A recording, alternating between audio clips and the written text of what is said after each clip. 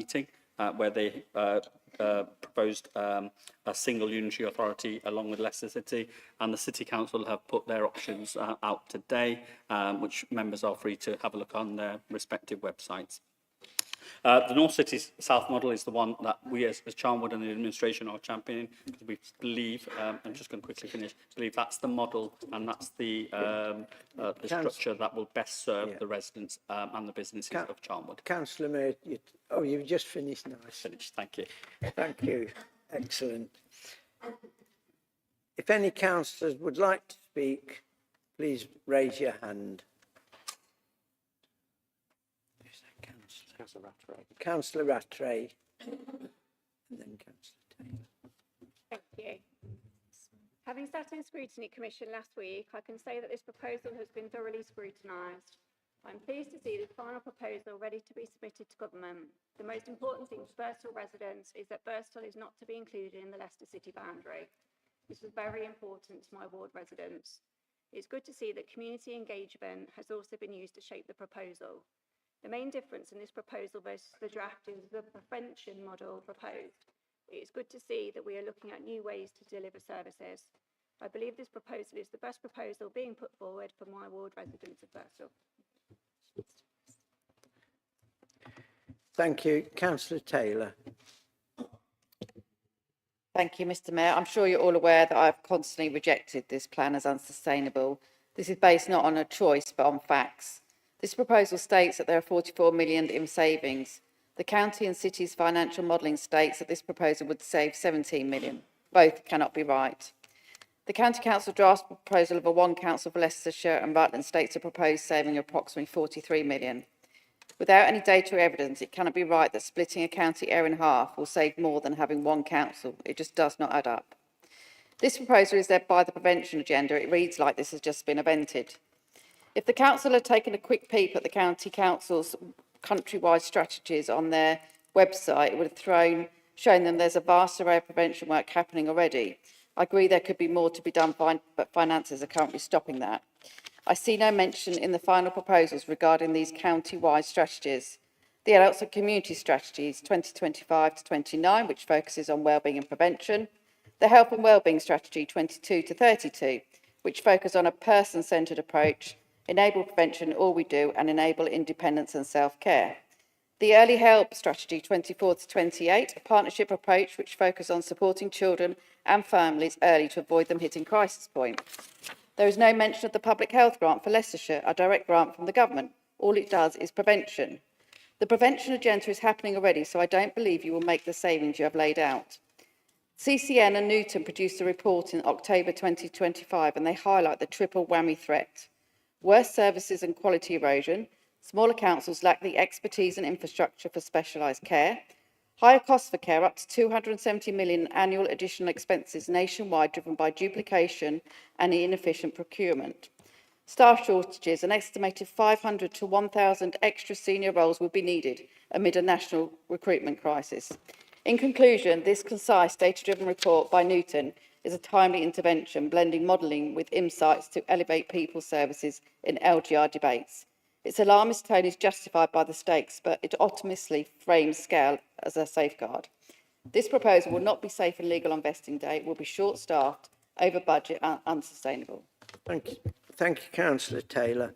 Councillor Popley. Thank you, Mr Mayor. I want to first congratulate both my colleagues on their speeches, both passionate speeches and obviously come from the heart and well-reasoned. My comments are that I think we're in between a rock and a hard place, to be honest. And I actually think it's... I actually feel that we could spend money in better ways. I think it's probably not the best use of it. I think it's not the best way around it. If it has to be done, well, I'm probably leaning more towards the presentation of by Councillor Bradford. However, I do think that it is a satisfactory I think what work was over around is that. Thank you, Councillor Popley. Councillor Snart, did you wish to speak? Thank you, Mayor. previously made demonstrated that no staff is, in my view, not the best solution by more residents and possibly the wider borough. Why do I say that? Along with the previous reasons I've given, it is stated by the leader that there will be savings of £44 million by selecting this option. I asked him what benefits residents of the borough will receive when a reduction in their council tax bills by saving this amount of money. I understand with harmonisation of the council tax, bills will actually increase due to the higher amounts of council tax now being raised in Rutland and Melton. Not only that, for the first 3 years, council tax will increase by 5% each year. I note on Hinckley and Bosworth Borough Council website, they state their council tax is the lowest in Leicestershire. Therefore, this adds to the reason given to an east-west split. During my time as a councillor on this council, the Conservative administration has always looked at keeping council tax to the lowest amount possible. In these difficult financial times for hard-working families and all Charnwood residents, I would have thought this administration would be looking to do the same. So, Leader, why was the council tax rise not pointed out in the consultation, and why is the council tax increasing when there are savings of £44 million? Many residents would have liked to see the status quo, the two-tier level of local government. Should the leader make this clear when submitting the preferred option to the Labour government? Thank you, Mr. Mayor. Thank you, Councillor Snart. Councillor Tillotson. No, I think it was indicated. No. Oh, Councillor Needham is indicated. oh, sorry, Councillor Needham. Thank you, Mr. Mayor. First, we would like to recognise the huge amount of work that has gone into the North City South proposal. Officers across the districts in Rutland and members who've taken part in briefings and scrutiny. It's clearly been a big piece of work, whatever everybody feels about it, and I think that deserves acknowledgement.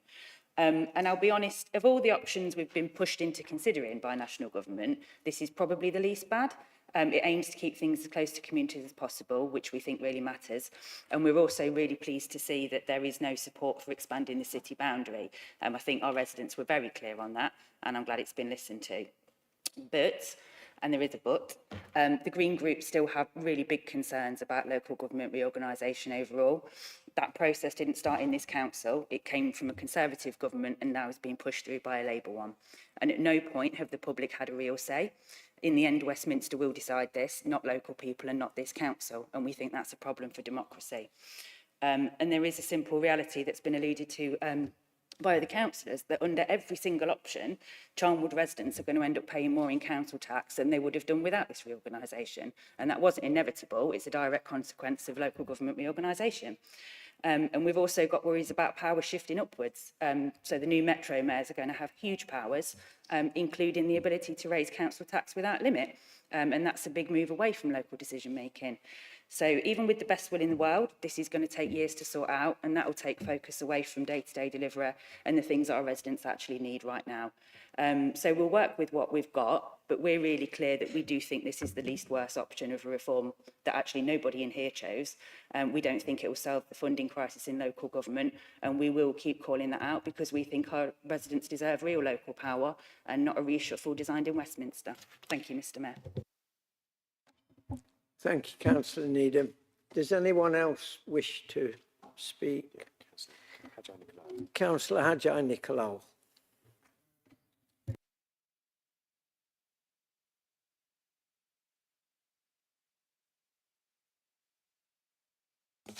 There is a state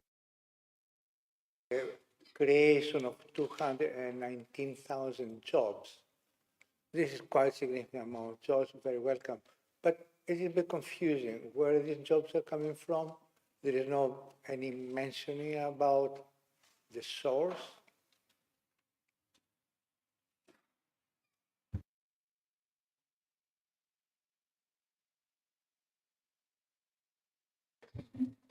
Councillor Mayor, could I ask you to sum up if there are no more questions? Cheers. Thank you very much, Mr. Mayor, and thank you very much to all the councillors who have spoken, and the scrutiny last week as well was excellent, I thought, and really fed into the process when it comes to Cabinet this meeting as well. And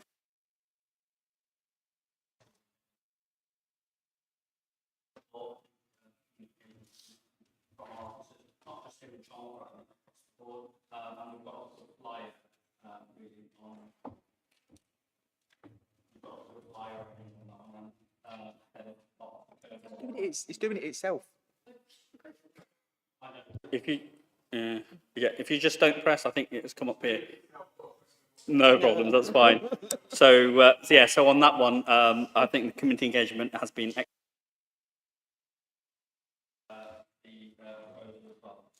Our residents out there are and say, informing our proposal as well.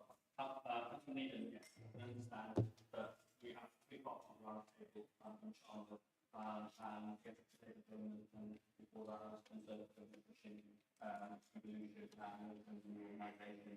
And it's, you know, not everybody supports it, but I understand that this is probably the best way to get out of, what we can from the legislature. If we don't get this proposal, the proposals are either a city Frankfurt or a county grant for all districts. So we're hoping that this is the best proposal. And our proposal means no city expansion. So that's what a lot of campaigns are doing, and that's what we did with the legislation.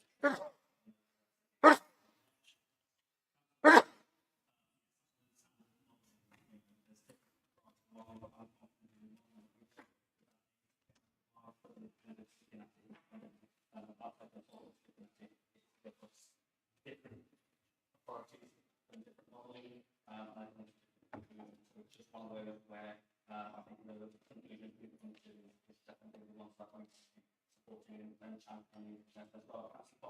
Thank you for your support as well. Yes, it's going to take time, it's going to take resources away from some of our officers. Not just to deliver on that, something to do, and we can't show away what we'll get done to rather than shaping our own destiny. Councillor now, I can understand your frustration, what you can bother in the top of our deal, they don't want to come in, by default, who knows what will happen in the future, so I can understand the frustration. Equalisation can happen on any one of them. It's just a confidence of how you are, so it's just I think are going to find themselves potentially better.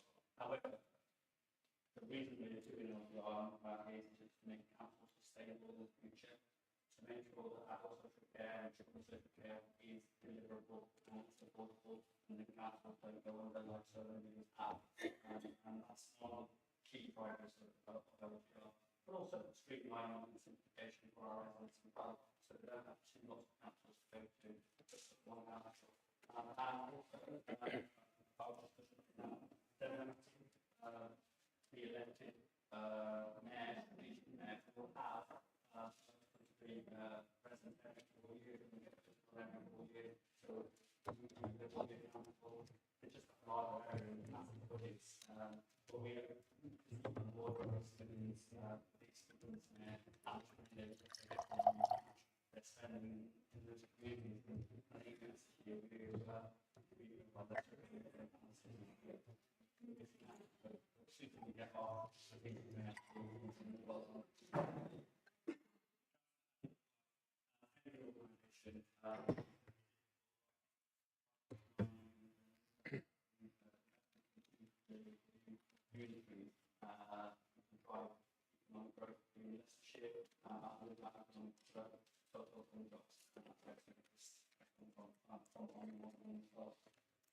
I don't know if I'm saying that you have, but I just want to find out our officers who work hard to get to this stage.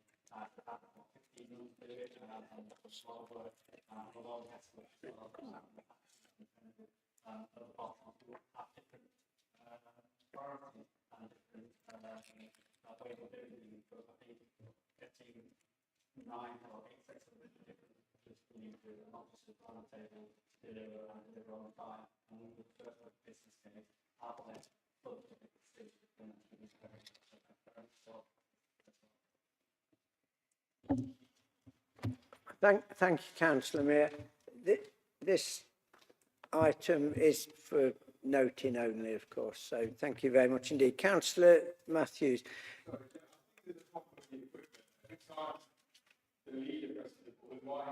Well, I think because your name's on it, so let's swap it.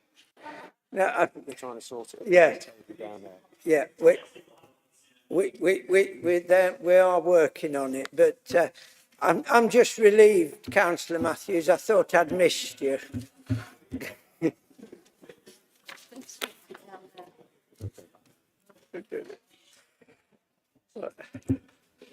They swap it down. This could be quite interesting when we get to, anyway. Right, thank you. So, moving on, item 9, motions on notice. There is one motion on notice on the agenda submitted in accordance with Full Council Procedure Rule 9.12. The motion was submitted by the Conservative Group and is about neighbourhood plans funding. Item 9.1, neighbourhood plans funding, as appears on page 19 of your pack.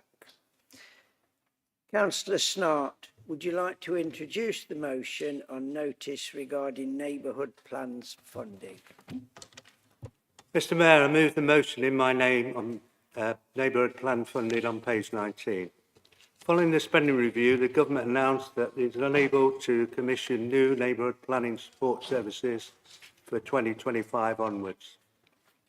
The Conservative Group have always supported local communities through parish and town councils to bring forward plans as part of the process, ensuring local people have a say in the plan process for their local area, especially new development, infrastructure and environment.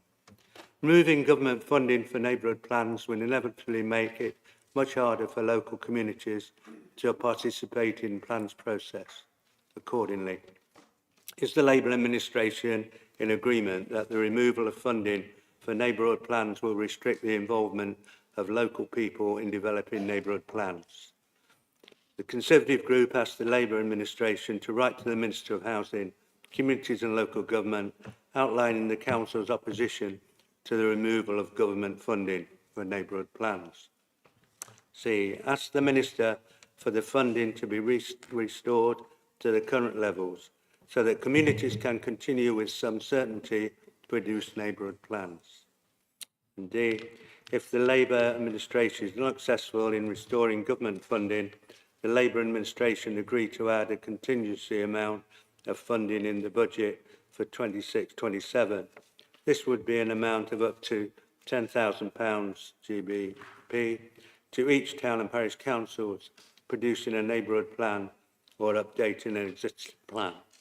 And this is an amount up to £10,000 for each town and parish council. Thank you, Mr Mayor. Thank you, Councillor Snart. Councillor Taylor.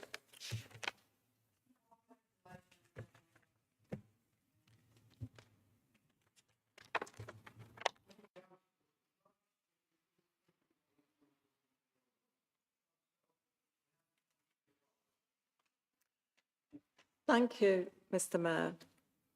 I would like to propose an amendment to the motion. I share the view that neighbourhood plans can play an important role in the planning system within the local communities. I acknowledge that the removal of the government grant towards neighbourhood plans is causing concern for parish councils, and especially the smaller ones. However, this does not stop parishes from developing neighbourhood plans and using funding from the precept for this purpose. Currently, the local planning authority is still receiving grant funding from the government for the technical support they provide to parishes. They will continue to provide this within their current capacity. But if the demand was to increase significantly, the council will need to review how the request for neighbourhood plans is prioritised. I also recognise that there is a request for a letter to go to government, and we will support that and send a letter. So to summarise, my understanding is that some parish councils are financially more secure than others. I recognise that especially the smaller parishes may find it much harder to raise £10,000 towards the development of a neighbourhood plan, which is why the amendment to the motion, which states that if the government does not restore the funding to parishes, the current administration of Charnwoodbury Council will consider finding a contingency amount in the budget for 26-27 to assist the parishes who have a genuine financial need to help them produce a neighbourhood plan. This, in my view, is the fairest way to approach this matter, and I move that members support this amendment. Thank you, Mr. Mayor. Thank you, Councillor Worrell. Councillor Mayor. Yeah, thank you, Mr. Mayor. I'll second the motion and reserve my right, or second the amendment and reserve my right. Thank you. Thank you. We're now going to pause for a few minutes for people to absorb the information, discuss it, what have you. What are we saying, Chief Executive? 2 minutes, councillors, please.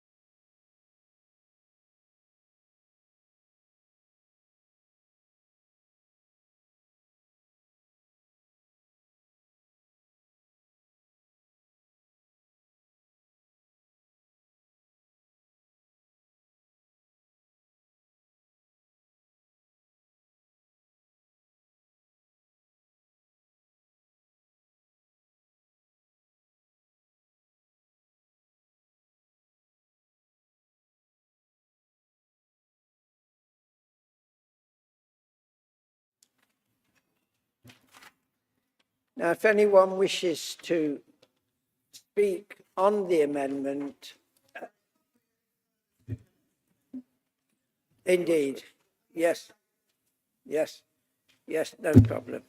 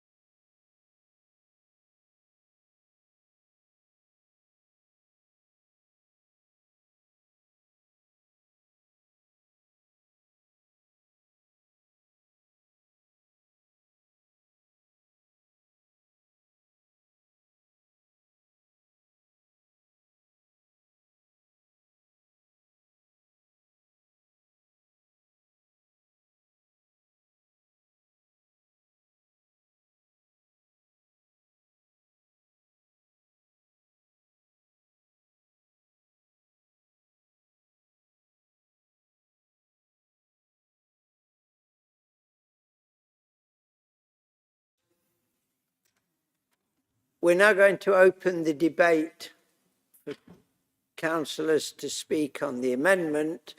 We have Councillor Taylor to speak, but you can indicate on your consoles if you wish to speak. But Councillor Taylor will take yours now. Yeah.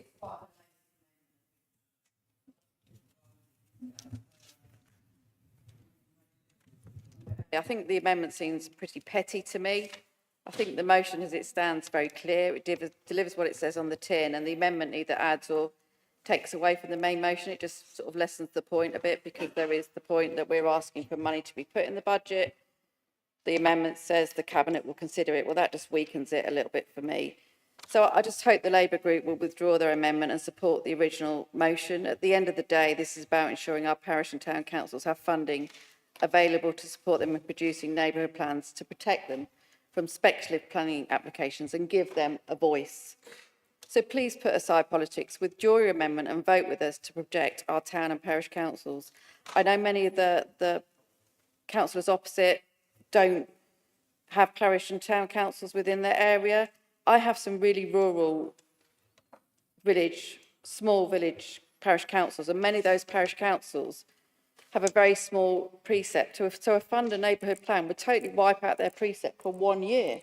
And it's just not possible for them to do it. So they're at a disadvantage. So they would really struggle to put a neighbourhood plan. And I think members opposite would probably struggle to understand a bit of the dilemma that they're in, because they wouldn't understand how low some of their precepts are in some of our really rural villages. So, as I've said, please put politics aside, withdraw your amendment, support ours. It's a very strong motion to send a message to government that we don't agree with what they're doing, and make sure there's some money in our budget to support these rural village parish councils that cannot afford to put a neighbourhood plan. So I urge you, please withdraw your amendment and support our motion. Thank you. Thank you, Councillor Taylor. Councillor Fox. Hello, I just wanted to say I really welcomed this motion from Councillor Snart, and I want to take what's fundamentally more of a national request down to a local level to my own ward in Quorn and Mount Sorrel Castle. The level of engagement with our neighbourhood plan was really high. It was a known document by our parish council, but wider than that. It's a common point of reference within the village. It takes me back to a number of conversations I've had with residents about one particular field which was on our neighbourhood plan. Once the local plan finally goes through, that field will be protected. I fundamentally believe that nobody knows their own village better than the people that live in it, and nobody safeguards its interests better than those for the people for which it is home. They know in that field that the air quality is poor because they've seen the rolling steam come over from the railway, and they know the access is appalling because they live on it every day. And that field is in that neighbourhood plan. It's amazing to say to people, once that local plan is in place, that field is protected because you said it should be. It's a really powerful mechanism. I have some concerns about the amendment. I know when you look at it at face value, it looks very optically nice and it looks very reasonable, but I'm worried there's an insidious chipping away at democracy in the name of the budget. Since I have been here, in the 2 years I've been a councillor, I have seen the planning time reduced from 5 minutes to 3 minutes. I have seen the call-in, the automatic call-in from planning, put at the discretion of the chair, and we have even had a motion, is there a hand up for me? Oh, sorry, reduction where we talked about the role of councillors going down in the local government. I think this amendment is very carefully managing optics, but I think if you read between the lines, it's essentially putting another barrier in the way of the neighbourhood plan. It only says consider, and then it says what is genuine financial need. That's going to be a whole wave of having to work that out. I read that as we don't really want to commit to £10,000, but we don't want to say no openly. So let's put in something that optically looks nice and reasonable, but it's fundamentally going to stop it anyway. I'm really confused because in some respects I understand we're in a really strong financial position. Councillor Snart has just talked about the savings you are saying you're going to make in a local government reorganisation. To be honest, it wasn't so long ago we were looking at a budget proposed by the administration to raise councillor salaries, and we've just had a budget that raises the cost of the green bin. So where are those extra expenses going? Because they're certainly not going in the name of democracy. I note as well from the administration that not so recently you were prepared to write to your own government in opposition when it was not our motion. I'm really worried, as I said, that there's this insidious chipping away of democracy, that you are carefully, maybe perhaps not meaning to, supporting the disenfranchisement of the public in the name of the budget over residents. I think this is being coated in moral dress, but I don't buy it. I think it's an easy budget cut that perhaps you think people won't notice. Finally, to the Green Party, you just stood up very passionately in defence of democracy. I wrote down the quotes, in defence of real and local power, and that residents deserve that. Councillor So support Fox. us. I'm afraid your time's up, but thank you. Councillor Roberts.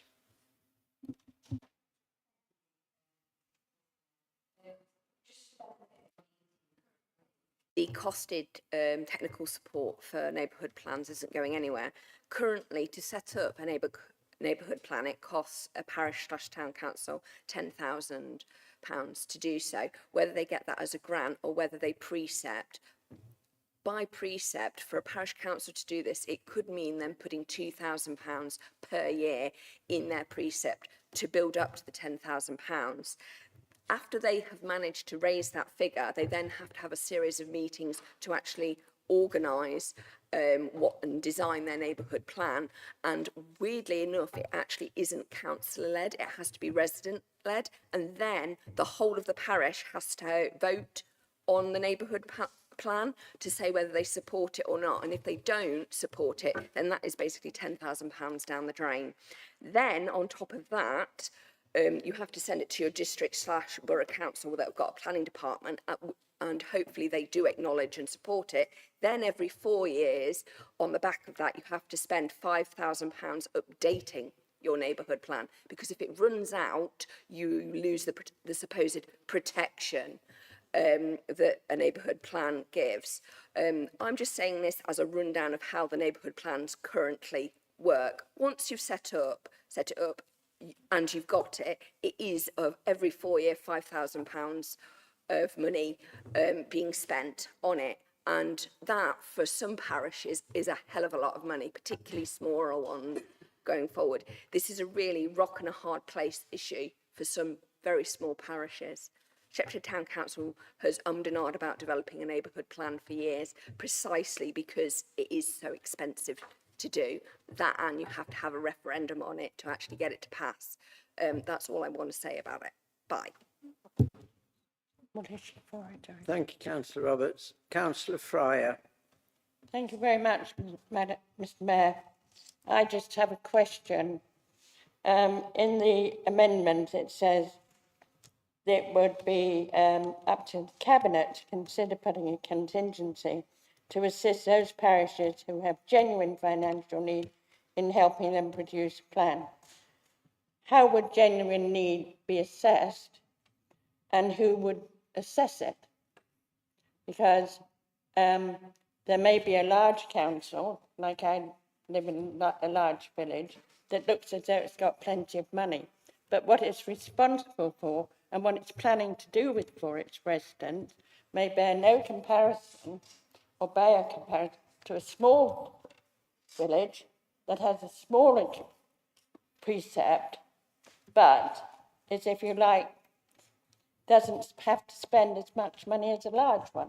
So who's going to decide what's genuine, and who's going to assess it? I would like an answer to that if possible.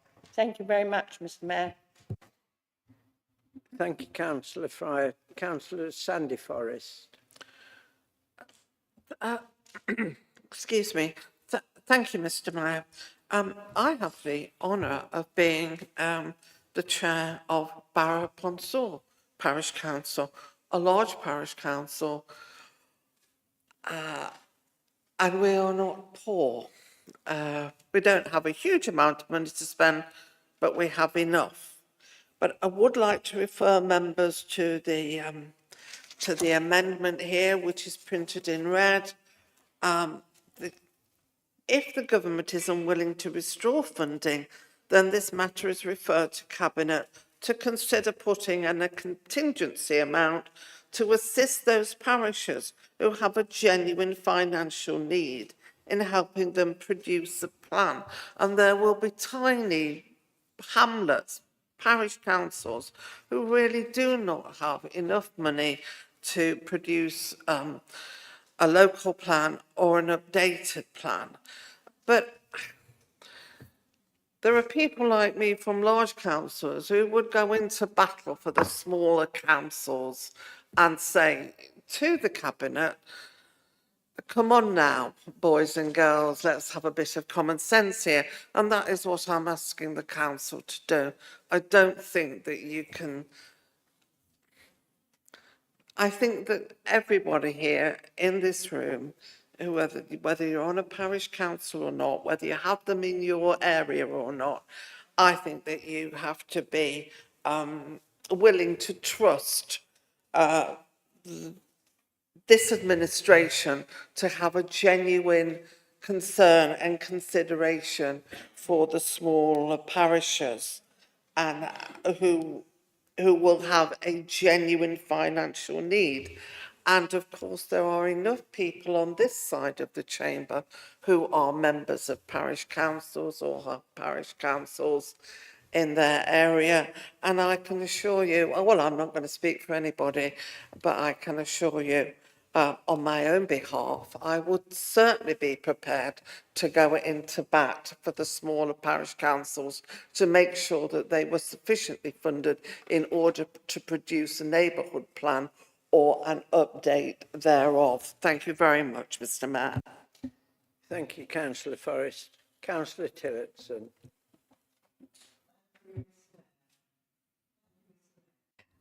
We're not being petty, as Councillor Taylor suggests. We acknowledge if there's a genuine need, funding would be available.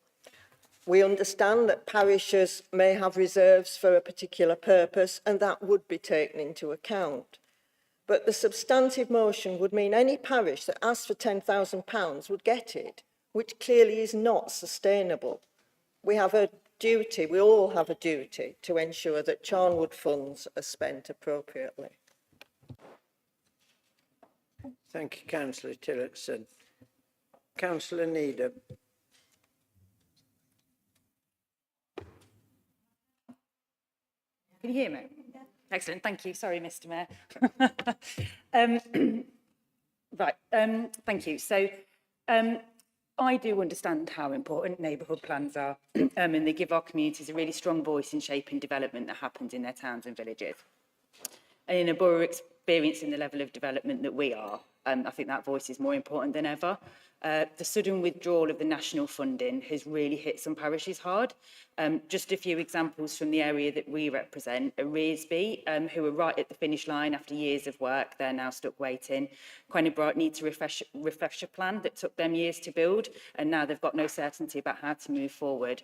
And Syston, who were gearing up to start their very first plan, and they've suddenly been left without support.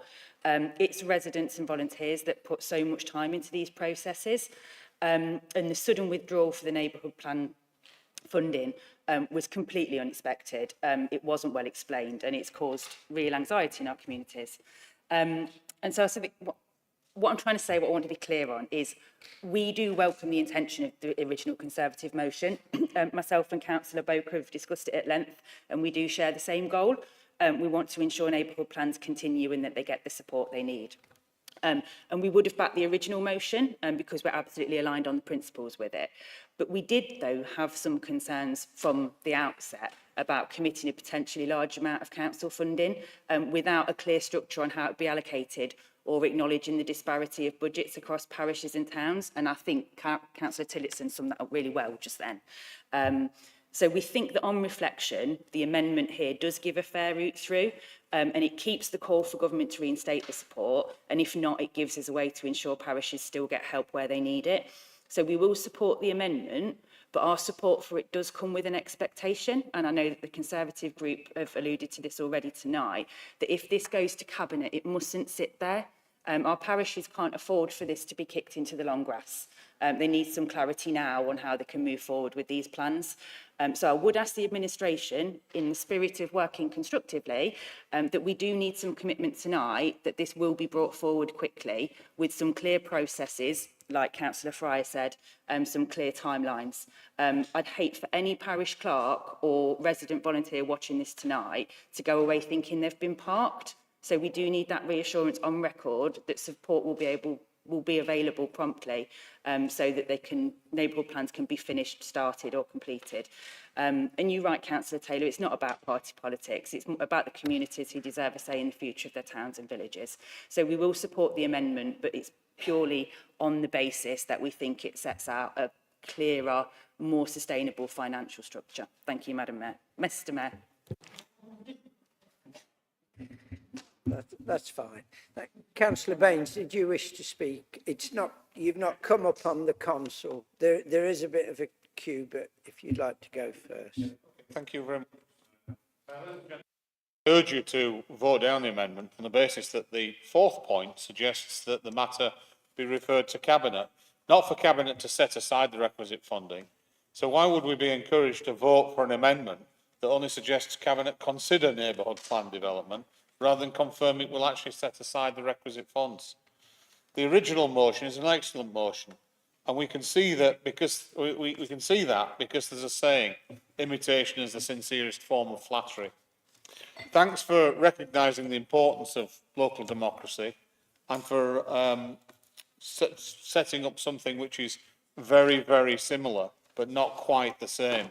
We're sorry that you couldn't give the credit to Councillor Snarp, who proposed the original motion and recommended a more definitive plan for the allocation of funds to parishes to protect to protect them from overdevelopment of their villages.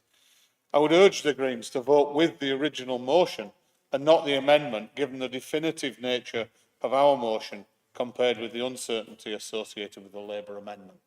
Thank you, Mr. Mayor. Thank you, Councillor Baines. Now,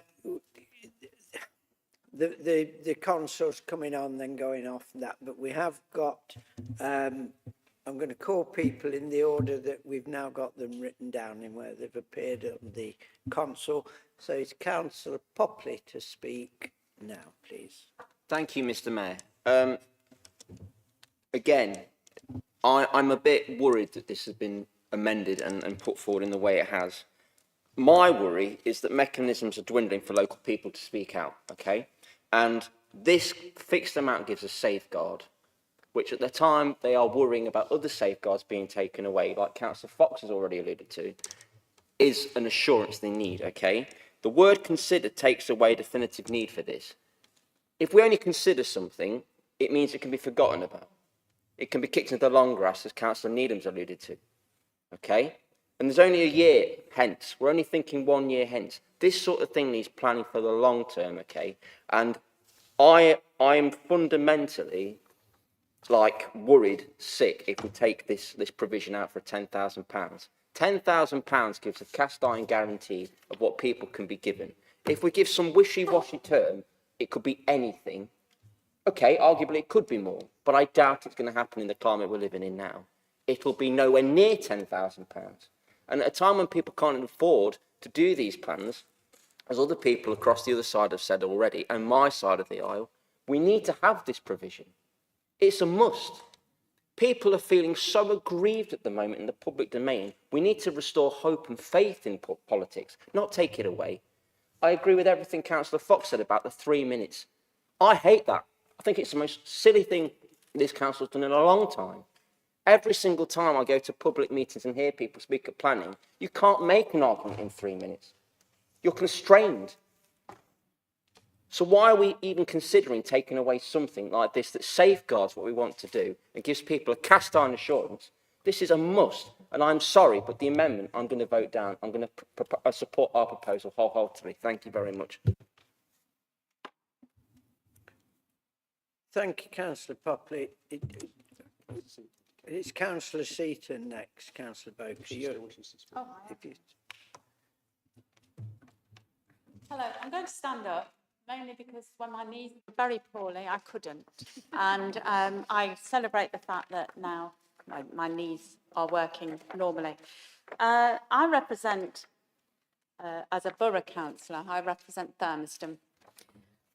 We were too late to do a neighbourhood plan. We did a village plan. I think that's what they were called at the time. We did one of those. Took us 5 or 6 years, but of course when it was finalised it was vetoed. It was just kicked in the long grass, and they came up with this neighbourhood plan. Well, by that time, Thorpebury was thought about and argued about. We campaigned against it and so on and so forth, but we are where we are. Thorpebury is existing. We've got no more land left, so it's pointless us doing a neighbourhood plan. But by God, if we could, we would.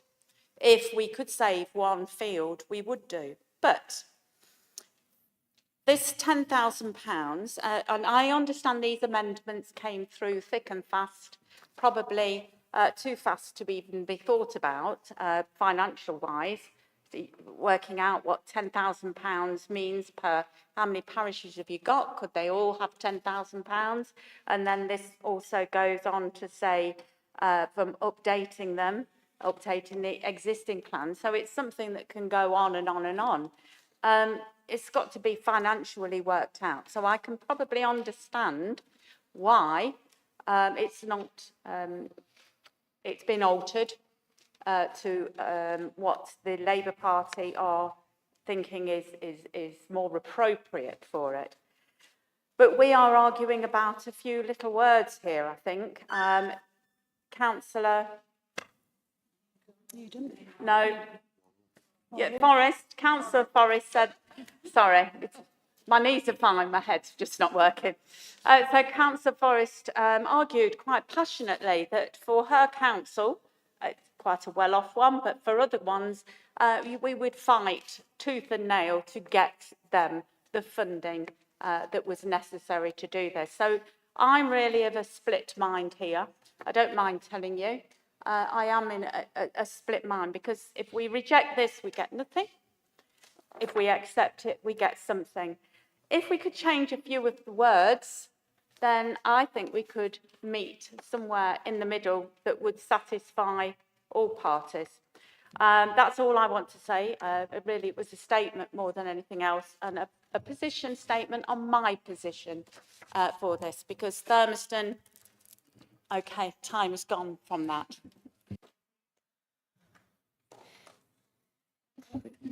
Right, thank you. Yeah.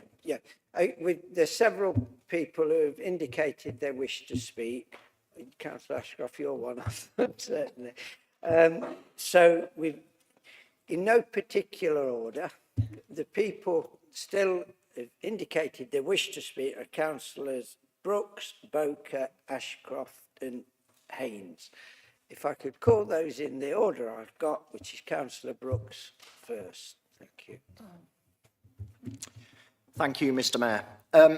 Now, at the risk of making this more complicated, but with the aim of bringing us all together, because it seems like we're mostly aligned here, and we are just playing with words. I believe that there's a position that we can get to that we can all agree. So I've made an amendment to the amendment that I would like to propose now. To keep it simple, there is no amendments to items A or C. Item D remains deleted. The only amendment to B is the inclusion of the word strong before concerns. And the only reason for that is just to emphasise to government that we are passionate about this, and we're passionate about this as a full council, not as parties. The amendment to D is to remove the word consider, change the word putting to put, and add the word to from amount into the budget, so that it reads, if the government is unwilling to restore funding, then this matter is referred to Cabinet to put in a contingency amount into the budget for 26-27. Now, that leaves that open to you putting in an amount that is financially viable, but does commit you to putting in an amount and showing your dedication to those parishes that need these funds. I hope that we as a council can get behind this amendment. Thank you, Mr. Mayor.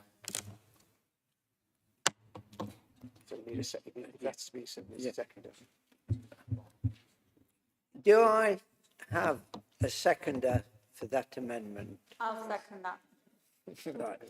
Who was that, sorry? Well, councillor Baines, councillor Boker, councillor Seaton, One. all of them. We just need one. Baines, yeah. Now,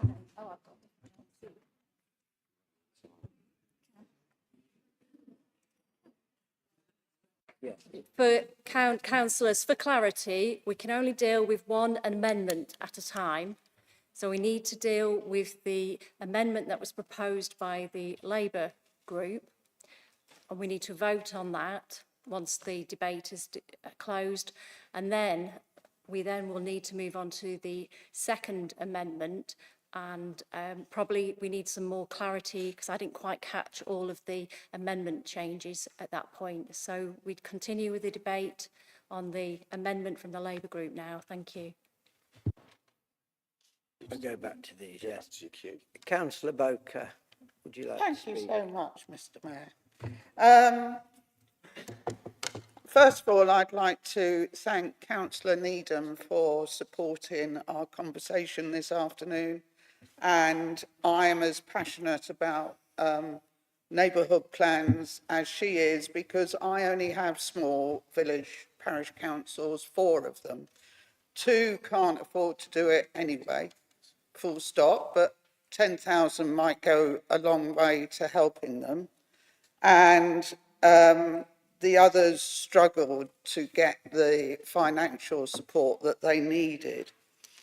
I have also confirmed that there is actually some grant funding in our accounts already and which could be used in this situation to support our poorer parish councils. So it's not just the ones that want to do new plans, which are very important in giving local people a local say in their development and infrastructure, but it also would help those parish councils who need to update.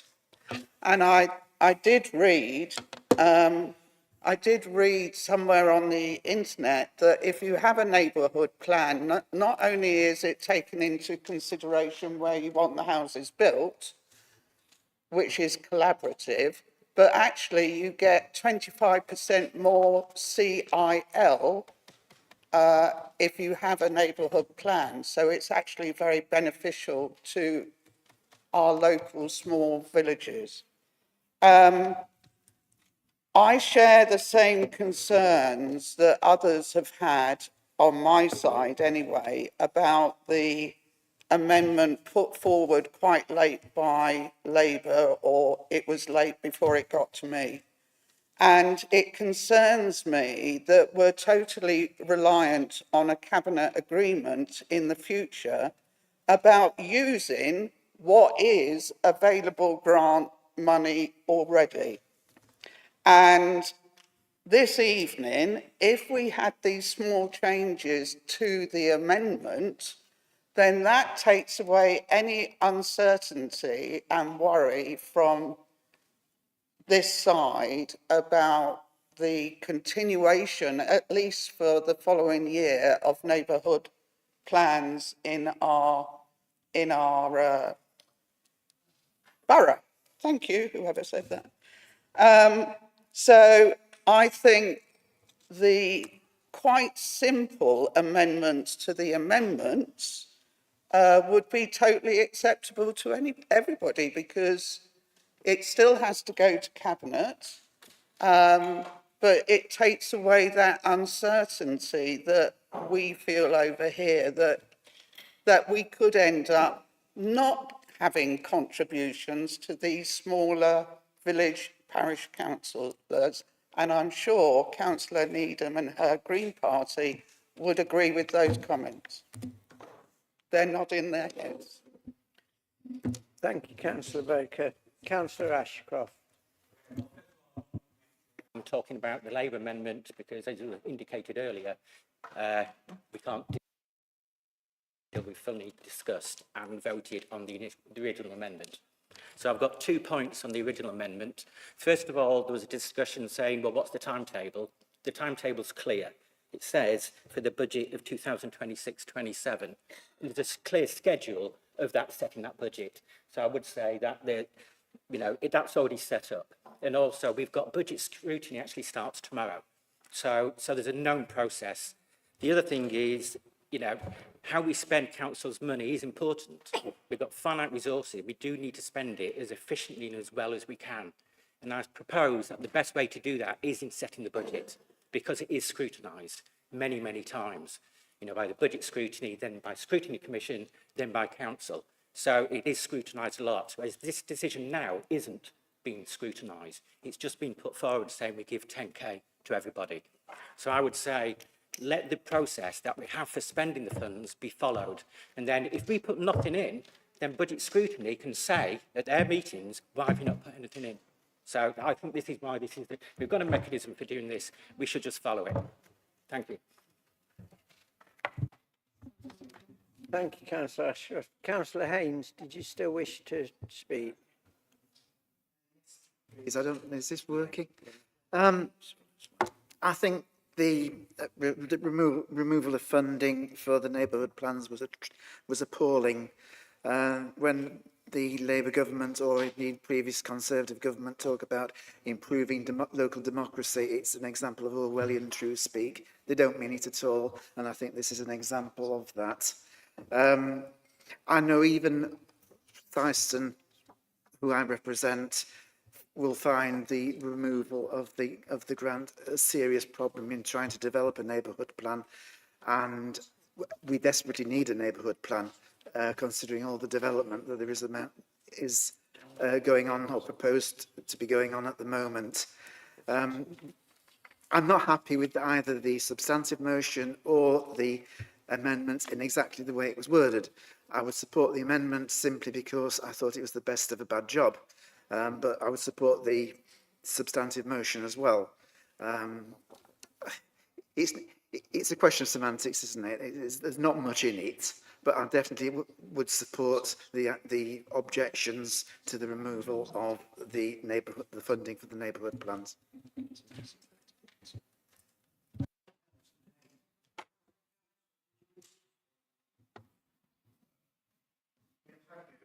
Mr. Mayor, Councillor Tillotson did say that Cabinet would put in a contingency amount.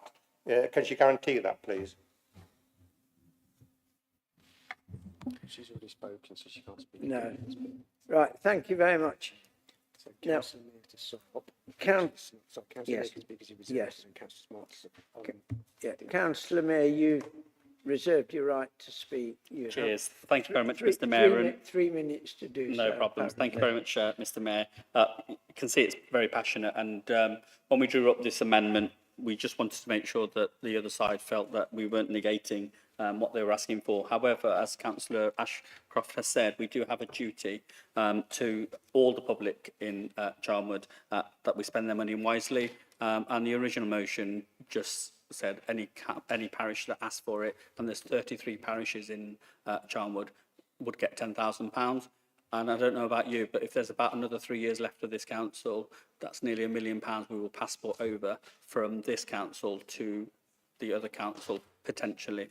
However, let's not go into that. I think this is a very good amendment, delivering on what actually you want, and you want a pot of money available so councils that are struggling, parish councils that are struggling, can tap into this to get their parish neighbourhood plans done. And I just wanted to touch on some of the vast reserves that parish councils have. So Council of Foxcorn has £238,000 worth of reserves. Barrow, Councillor Forrest mentioned, £195,000 worth of reserve. Shepshed, £241,000 worth of reserves. Syston, £190,000 worth of reserve. Anstey, £618,000 worth of reserves. Thurmaston, £460,000 worth of reserves. So this is just a few of them. Yes, there are some that will be struggling, and that's what this amendment is trying to protect those, because we could have come and said, no, we're not going to support it at all. And we've conceded all the other motion amendments as well. We'll write a letter to the Minister. In fact, I'll mention it as well next time I see them as well, if I'm in Westminster and they're there. But the biggest thing that will help parishes with their neighbourhood plans and delivering their neighbourhood plans is the SIL. And we're the administration bringing the SIL forward. SILs were allowed from about 2012, 2013, I believe, and the previous Conservative administration didn't bring it forward. We're the administration bringing it forward, and they're going to get up to 25% of all the money that we raise will go to the parishes, up to 25%. That's a massive shot in the arm for them. And going forward, if they were so to use some of that money to fund their neighbourhood plan refresh, then that's entirely up to them to decide on how they use their SIL. But Mr. Mayor, I've just sum up here really quickly. I think everybody should support this motion. I think we should just get on with it. We could spend another an hour and a half going around in circles on tweaking this amendment, but you just have to trust that we've put the timeline in here and you'll see it, because I think Councillor Charles, I think you're Budget Scrutiny Chair, so you've heard everything here. You've heard from our Leader of Finance that, you know, if it's not in the budget when you see it, then you can question why it's not here, because we've had this debate. But however, we need to have officer advice as well. As a Cabinet, anything that we do has to come with officer advice. So this allows us to get officer advice. Thank you, Councillor Mayor. Cheers, Thank you so much. Mr. Mayor, can I ask a point of clarification before we go to voting on the amendment? Well, we're actually, yes. Apparently so. My question is, if we vote for this amendment, do we still have the opportunity to vote on the amendment to the amendment, or would that then, we do? Okay, thank you. So what will happen now, councillors, is that we will now, the queue is closed and we've gone to summing up. And so Councillor Snart will now have the opportunity to speak for 5 minutes. Then there will be voting on amendment number 1. We will then move on to amendment number 2, which was proposed by Councillor Brooks. That will then be, that's already been discussed and put forward by Councillor Brooks earlier, so you won't, but I believe Councillor Baines reserved his right to speak, so that, and then you can reserve your right to speak. Then we go on to the speech and debate on the amendment number 2. And then we go on to voting on it. At the end of the amendment speech, Councillor Baines can speak for 3 minutes and Councillor Snart can speak for 5 minutes. And then we go on to vote for amendment 2. So we've basically got the same cycle that we've just... And then at the end of that vote, we then go back to the substantive motion as well and vote on that. So we're effectively voting 3 times this evening. So...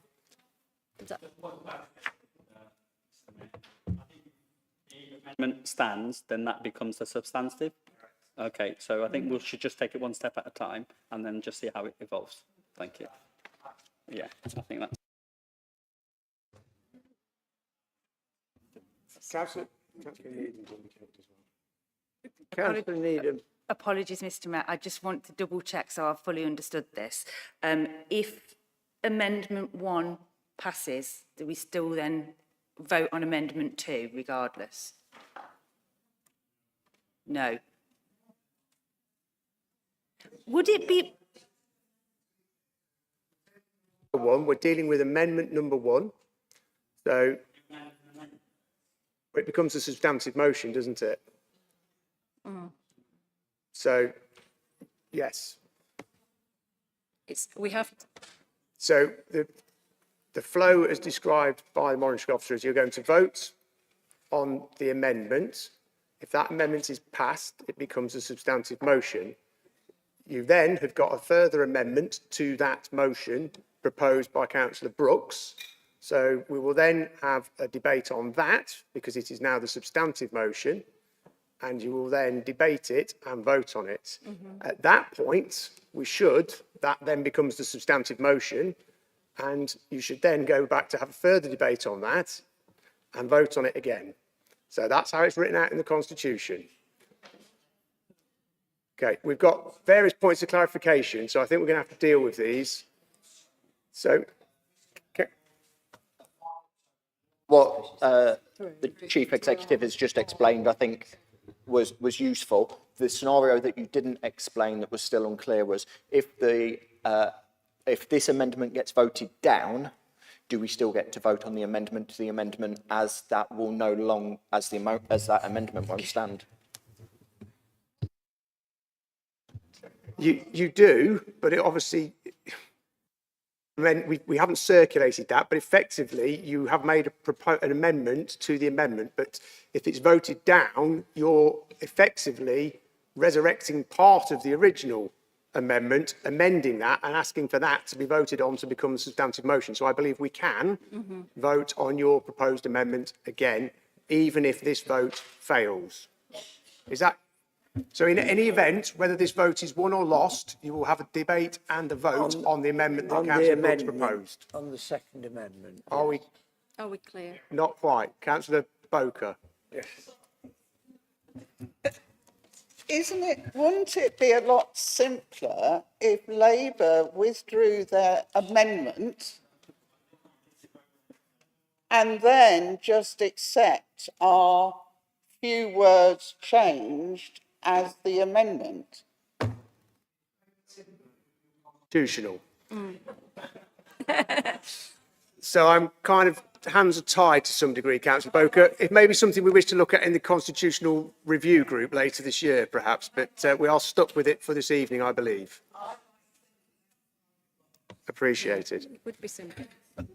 But either way, we get to vote on the second amendment, don't we? We do. Whether this amendment is won or lost, we still debate it. Yeah. Well, Councillor Snart. Councillor Matthews has been indicating for some time, I'm afraid. Mr. Mayor. Oh, sorry. Councillor Matthews. So could I just propose we just have a 2-minute comfort break? We've been going for an hour and a half now, and I really do need I'm struggling a bit.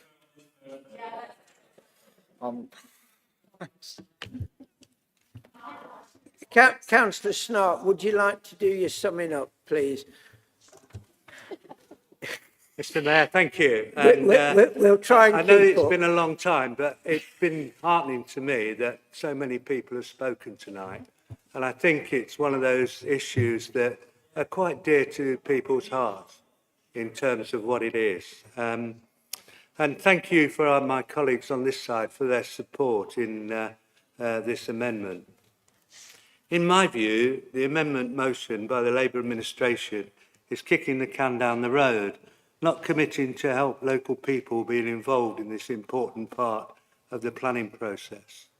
Just like government, even when they say that neighbourhood plans play an important role in the planning system, going on to say that local planning authorities, if they wish to do so, can provide financial assistance to neighbourhood plan groups. I note one Conservative council in England has already taken the lead providing the necessary financial assistance to their town and parish councils, up to the amount of £10,000. It does seem to me that the Labour administration does not understand the importance of neighbourhood plans involving local people able to contribute local knowledge for the benefit of their local community. The amendment gives no certainty to funds being provided, and I just talk about consider later.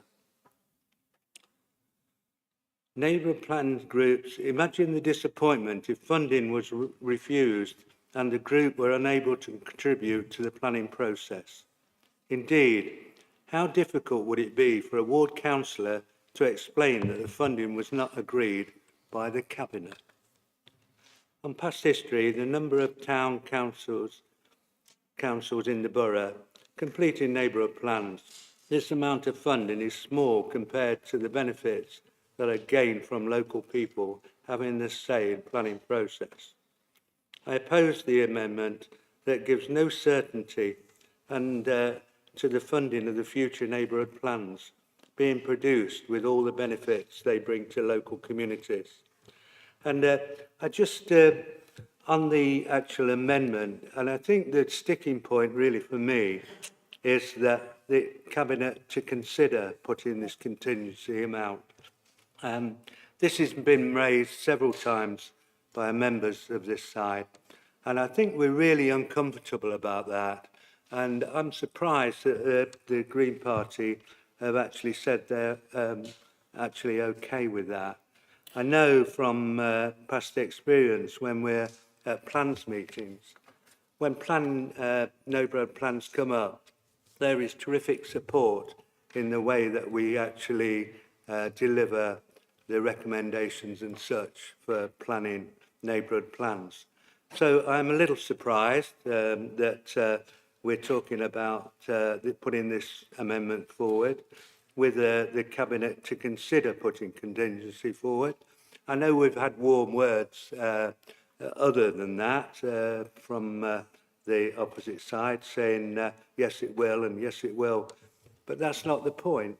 The point is that what we're actually discussing tonight in the amendment, and the amendment doesn't go far enough for me, and I think I will certainly be voting against the motion, and I hope my colleagues will do the same. Thank you, Mr. Mayor. Thank you, Councillor Snott. Now, I think I've got this right. We're now going to vote on the amendment you've got printed out in front of you. That's what the vote is. And just for clarity, whichever way the vote goes, we will then we'll return to the substantive motion, which is Councillor Snott's motion, proposal. No, and then we'll vote on Councillor Brooks's amendment to that, to the substantive motion.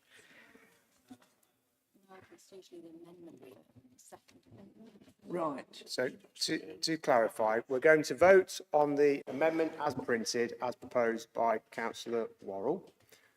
Whether that vote is won or lost, we will have either a return to the substantive motion with a proposed amendment from Councillor Brooks, or we will have a new substantive motion incorporating the changes proposed by Councillor Worrell. But in any event, you will then debate the proposals put forward by Councillor Brooks. You will need to vote on those, and then we will move to voting on the final, unless there are any further amendments in the room, the final substantive motion. Is that clear? Thank you. People are still waiting for a comfort break, so I think we probably hurry along. So, and that's the good news. After this vote, there will be a 5-minute comfort break. So all those in favour. So all those in favour of the amendment. Vote, show by hands, please. A show of hands. Those in favour of the amendment. This is the amendment by Councillor Worrell. Yeah, okay. But it makes no odds, does it? It doesn't matter, really. So that's passed, isn't it? 26 to 7. Yeah. Karen, I thought it's 28. So that's passed, isn't it? That's But passed. we go through the motions of asking for those again, so we're clear. Yeah. Anyone would like to vote against the amendment?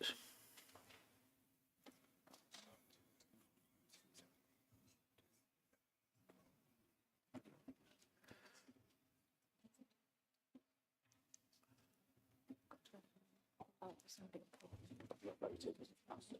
So the amendment has been passed and becomes a substantive motion. Yeah. So the amendment is passed, and now that becomes the substantive motion, but it will be discussed and amended with the second amendment we've heard tonight. Thank you. So there's now a 5-minute break, everyone. Thank you.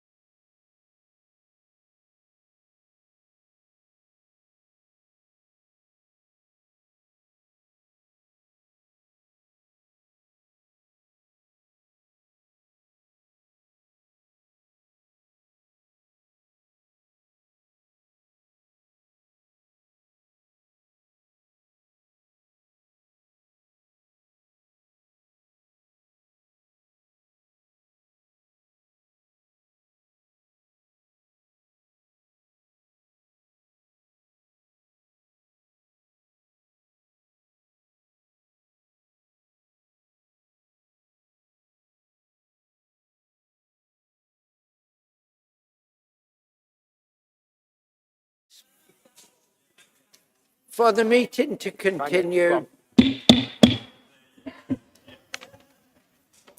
Good.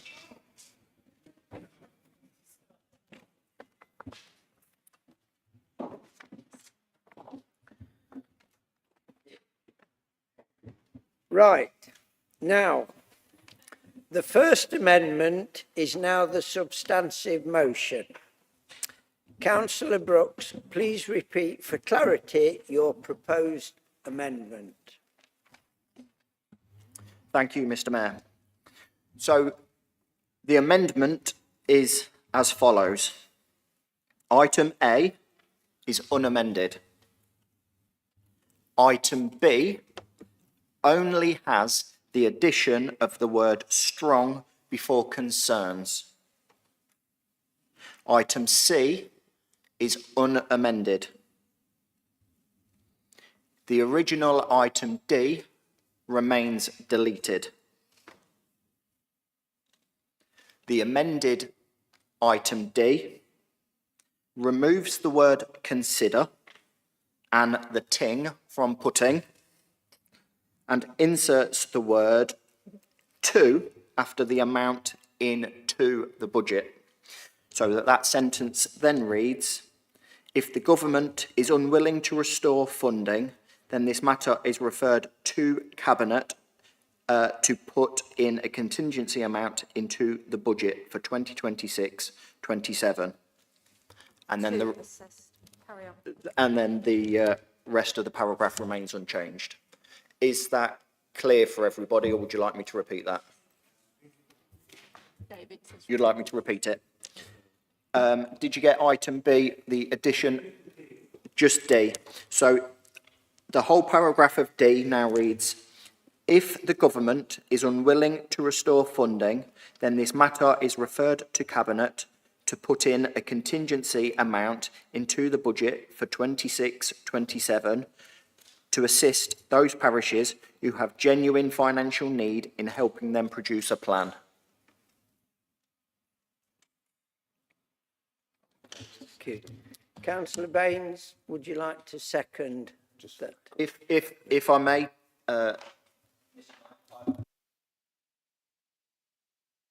around why the reason for doing so, in the hope that it does unite us in all voting for this motion.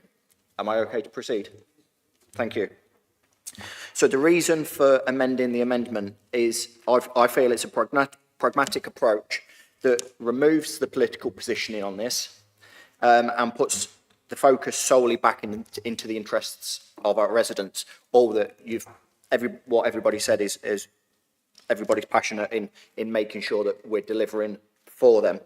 The inclusion of the word strong is purely just to add weight to the communications that go back to government to emphasise that we are passionate about this.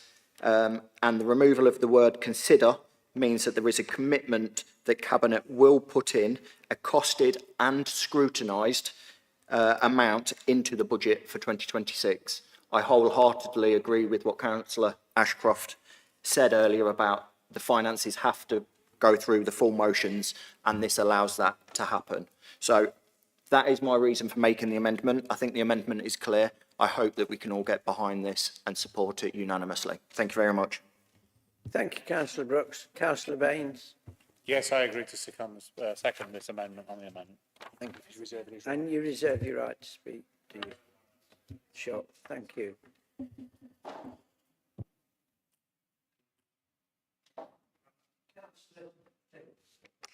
Thank you, Mr. Mayor. I would like to congratulate Councillor Brooks on a practical solution to something we were going round the houses about, and I'm certainly happy to support the amendment to the amendment. Thank you. Does anyone else wish to speak? Who was it? Councillor Worrell. Oh, sorry, Councillor Worrell. Yes, thank you for those amendments, Councillor Brooks. I think we have discussed around the Houses quite a lot about this, but I do think it is important as well. And maybe some of these slight changes don't make a lot of difference because of the process that we still have to go through. But I am very happy to support it. Thank you. Does anyone else wish to speak? Councillor Baines. He's reserved his right, so he's Yes. exercising that right, yeah. Nobody else wishes to speak? No. Okay, brilliant. Thanks very much, Mr. Mayor. I'm really pleased that we've all come together on this excellent motion, even in a slightly altered form. I do think it's a simple compromise, just to remove the word consider. I do think it makes it more definitive.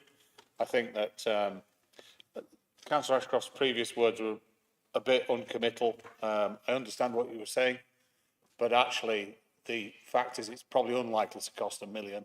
It's more likely to cost 50 to 100,000 perhaps.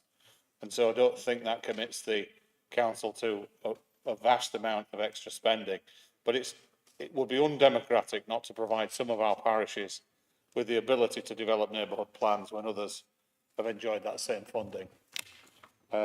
So I'm pleased to see that there's now a unity on this, and look forward to the vote.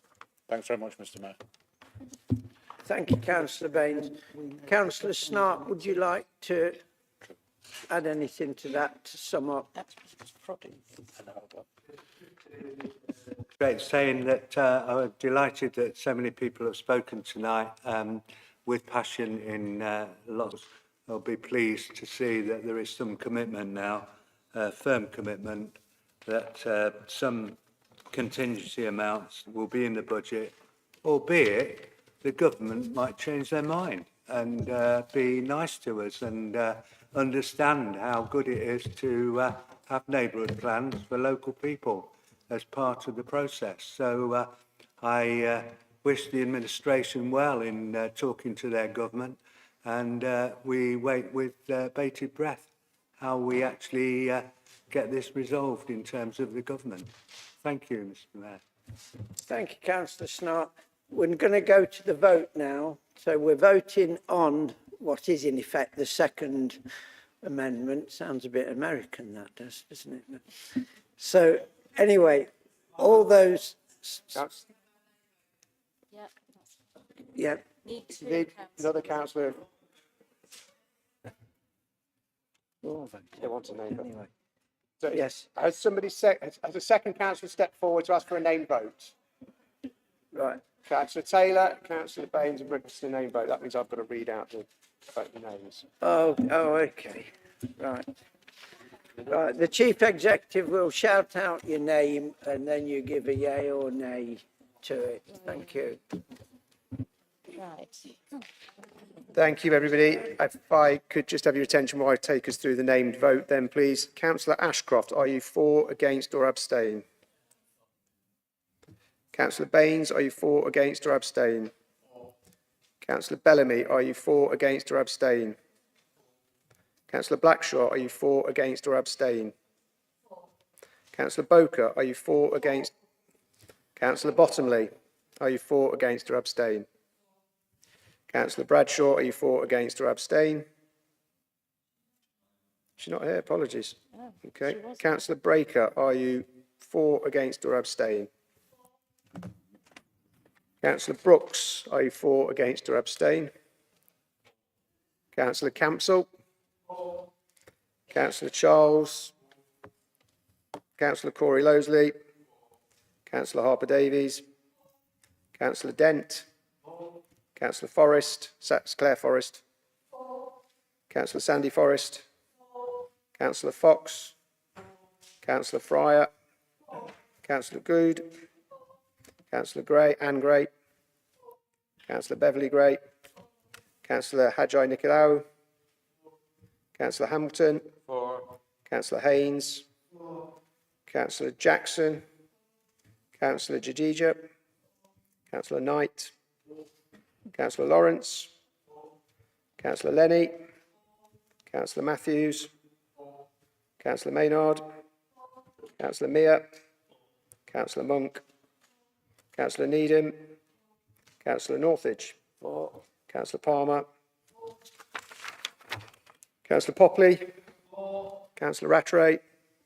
Councillor Roberts, Councillor Seaton, Councillor Smidowitz, Councillor Snart, Councillor Taylor, Councillor Nat Taylor, Councillor Taylor-Durrant, Councillor Tillotson, Councillor Westley, Councillor Woodward, and Councillor Worrell. That's unanimous. Thank you. Now, that we return to the substantive motion with the amendment that we've just voted for. Now, we can open up a debate about it again, or we can just go for a vote. All in favour of the motion with the amendments we've just approved. Thank you. Well done, Mr. Mayor. That is passed. You'll be very pleased to know that that has been passed. Thank you all. Yes. Is that now we're on questions on notice? We are now on, we went from 99 to item 10, questions Yeah. on notice. Okay. Item 10, back on the agenda. Item 10, questions on notice. As a reminder, the questions that councillors have submitted and the answers to them are in the supplements pack. I will call on those councillors who have indicated they wish to ask a supplementary question. Supplementary questions must relate directly and exclusively to the question submitted, and any other supplementary question will not be permitted. Each councillor will have 1 minute to ask their supplementary question, and the councillor responding will also be able to speak for up to 1 minute. Item 10.1, local government reorganisation, financial remodelling.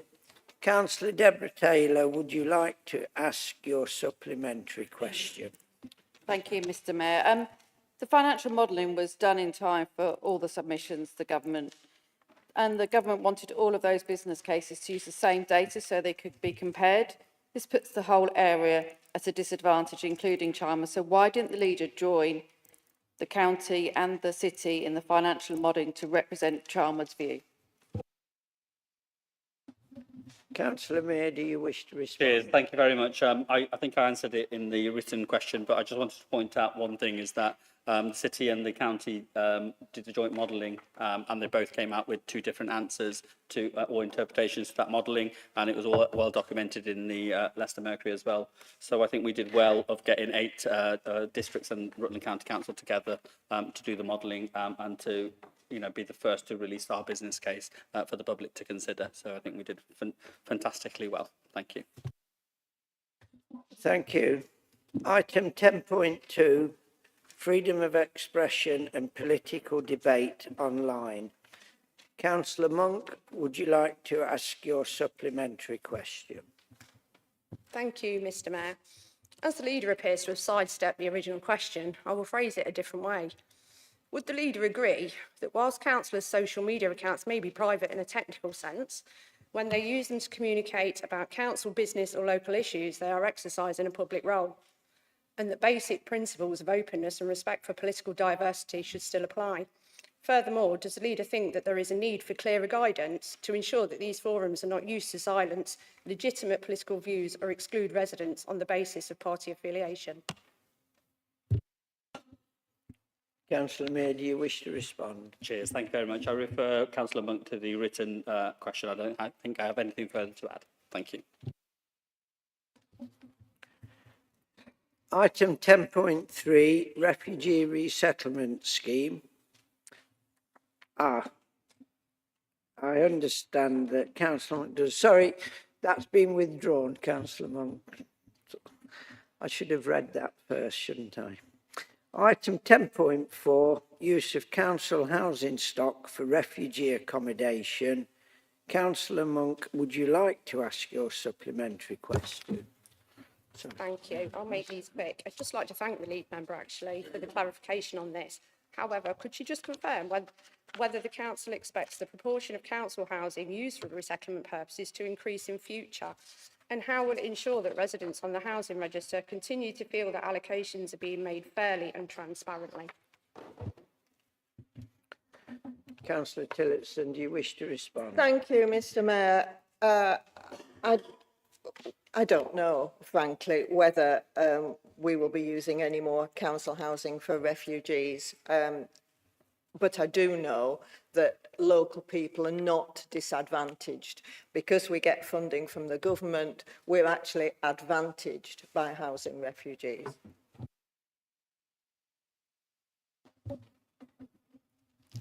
Item 10.5, forecast demand on the refugee resettlement scheme. Councillor Monk, would you like to ask your supplementary question, please? Thank you again, Mr. Mayor. So given that the projected figures are classified as sensitive, can the lead member provide reassurance that the council is confident its current staffing and resources are sufficient to meet expected demand over the next year, and that any increase will be matched by continued government funding? Refugee resettlement is 100% government funded, so I feel assured myself that, yes, should there be an increase, then the budgets from the government will also increase. Thank you, Councillor Tillotson. Item 11, minute references. There are no minute references. Item 12, urgent executive decisions exempted from call-in. There were no council of decisions which were exempted from call-in in accordance with the Scrutiny Committee Procedure 11.9. I'm now moving to item 13, appointments to committee. There are no appointments to committees that I am aware of. Councillor Boak is indicated. Oh, sorry, Councillor Boak, I didn't see you there.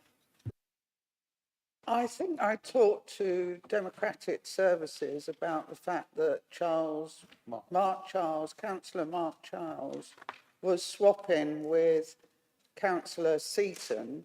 Isn't that a change to committees?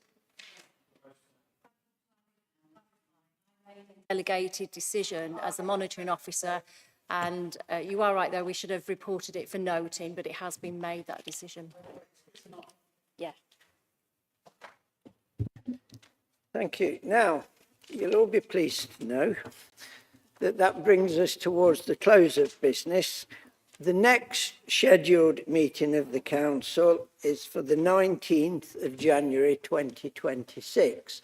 Now, seeing as that's not until after Christmas, I think it falls on me to wish everyone a happy Christmas. Although Christmas does seem a lot closer than it did at the beginning of the meeting, doesn't it? So